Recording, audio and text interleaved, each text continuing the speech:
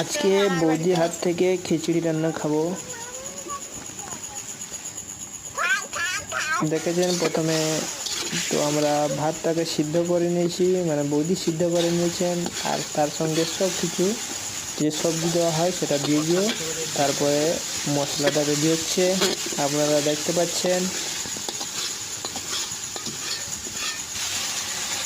মশলা ready হওয়ার পরে খিচুড়িটা যে সিদ্ধ করা হয়েছিল সেটা ঢেলে দিতে হবে। তারপরে ভালোভাবে মিক্স করে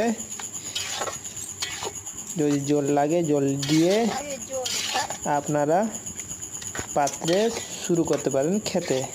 ঠিক আছে, আমাদের এখন খিচুড়ি ফুটছে।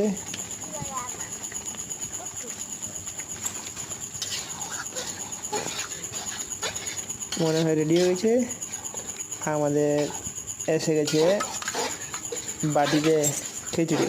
আমি ছোটুকে খাওয়াবো। ছোটু এখন রেডি আছে, কিন্তু গরম অনেক, সে খেতে পারবে না, ঠান্ডা করে খাওয়াতে হবে। ঠিক আছে বন্ধুরা।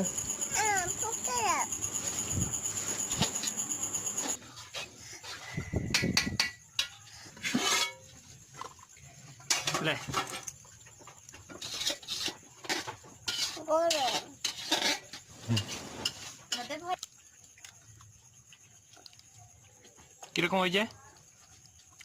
ভালো?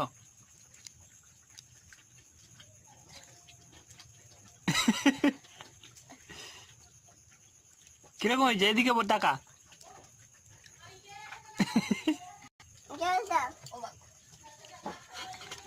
জল খাবি?